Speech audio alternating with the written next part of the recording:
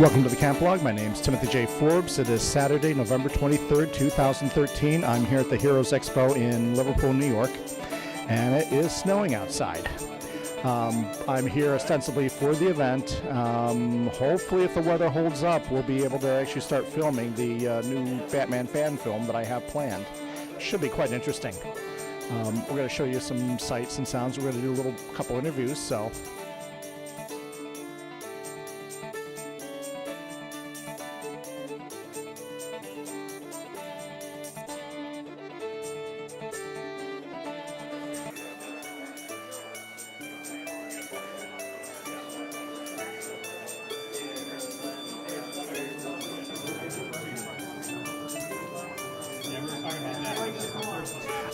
I'm standing here with John Kenty, who is spearheading an effort called Good Villains. And John, maybe you can tell us a little bit more about what you do? Sure. Well, I've written a full-length feature film called Good Villain.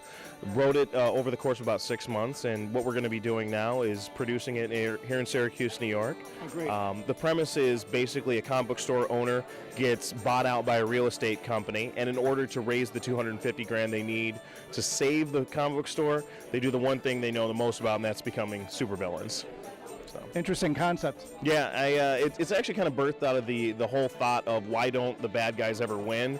And if you really think about it, the bad guys don't win. I mean, sometimes they make it a small victory, never get that big victory because there's always a superhero to stop them. So what if we lived in a world where there were no superheroes? And oh, by the way, we do. So sounds a little bit like what we might actually have here in the United States. Yeah, exactly. Yeah, it's more villains than heroes, really, if you look at it. So I mean, yeah, and that's the thing. I mean, I really wanted it based in reality, where it's just.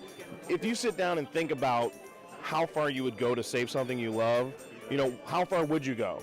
What lengths would you go to? And really, people go through this all the time because people are losing things.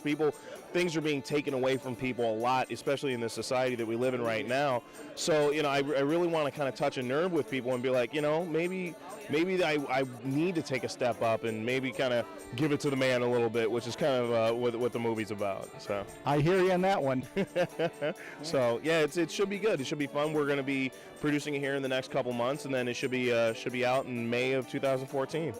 All right, then. Thank you very much. Hey, thank you, man. Appreciate it. Good stuff. Great.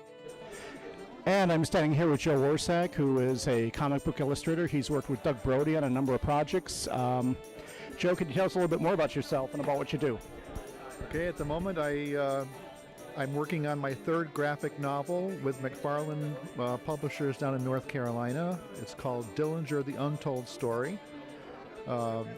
My first two graphic novels are currently on sale. They're Yellow Rose of Texas, The Myth of Emily Morgan, and Virgin Vampires, or Once Upon a Time in Transylvania.